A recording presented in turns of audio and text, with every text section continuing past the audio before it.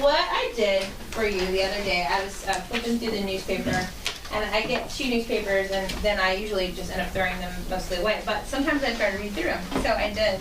Okay. And what I noticed when I was reading through them was that there was a lot of dashes. So these are all from the same day. The 2 front ones are from the Times West Virginian from March 15th, and the ones on the back are from the Dominion Post. So I had to play Tetris on the back, so sorry. So the one in the old upside down. But, so what we have here is 2 advice columnists, an article about Stephen Hawking, and then 2 more news articles. So this is what I'd like you to do. I'd like you to take a second and scan down through the first article about Stephen Hawking, and I would like you to highlight the sentence or sentences that have a dash. Okay, now first, do you know what a dash is? What's a dash? I was going to say the dash with past London. Right here. This is a dash, that's true. Yeah. Oh, there's a dash up there. Tyler's pointing out. Yeah, thank you. But what is a dash, and like, how would you define it?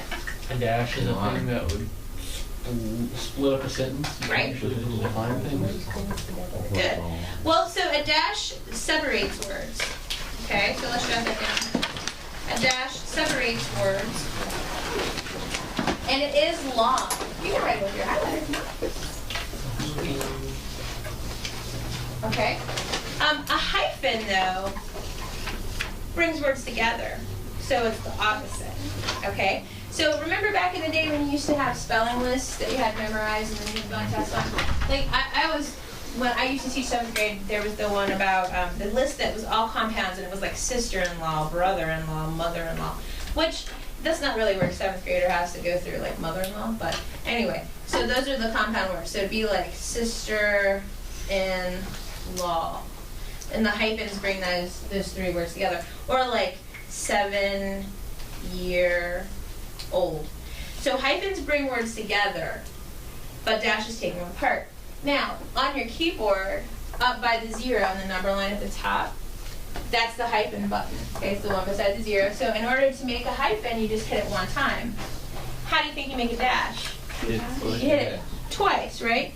And there's a symbol you can do if you want to go to the symbol section of Word, but you don't have to do that. But if you hit it 2 times, then it looks like a little space between it. But if you hit it twice and then hit Enter, it goes really long. It's beautiful. I love it. It makes me happy. You want to try it? Yeah. Why don't you try it right now? Yeah. So what you need to do to make it work is put your cursor against a word, at the end of a word, hit the hyphen 2 times, and then hit Enter, which will kick you to the next line, but it makes a beautiful dash. You see it? No. Yeah. Yeah. Okay. And then you just take backspace at the beginning of your dash, and then you back it up, and then you put the words back where you want them. I love it. They make me happy. They make me happy partly because they make the page more interesting to look at. So now we know what a dash is. So now we're going to look for them. So this is what I want you to do. So I want you just to simply scan down the columns, and we already noticed that there's a dash after a line, and we're going to skip that one because that's not part of the sentence. Okay, so I'm just going to scan down. Okay, I see a hyphen in the first column, bless you, but we're not looking for hyphens. So second column. After physics in the last column. Aha, so third column is still empty. But then at the top of the 4th column, we've got one. So I want you to highlight the whole sentence. Or in this case, you can probably start with Hawking.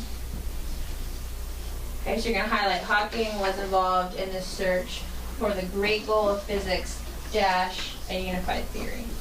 Okay, so keep scanning. Do you see another? After quest. Right, so clear at the bottom. For Hawking, the search was almost a religious quest, dash. He said finding a theory of everything would allow mankind to know the mind of God. So you do not need to read this whole article. What you need to do is just find the sentences with the dashes and then highlight them, okay? So now you have a Dear Annie column. And again, at the bottom of the Dear Annie column, the person who wrote that letter to her, that when they typed it in, when they put it in the computer, they put a dash there, but really it would say signed, okay, or sincerely. So don't count that one. And there's at least one more sentence in every article, so please take a couple minutes.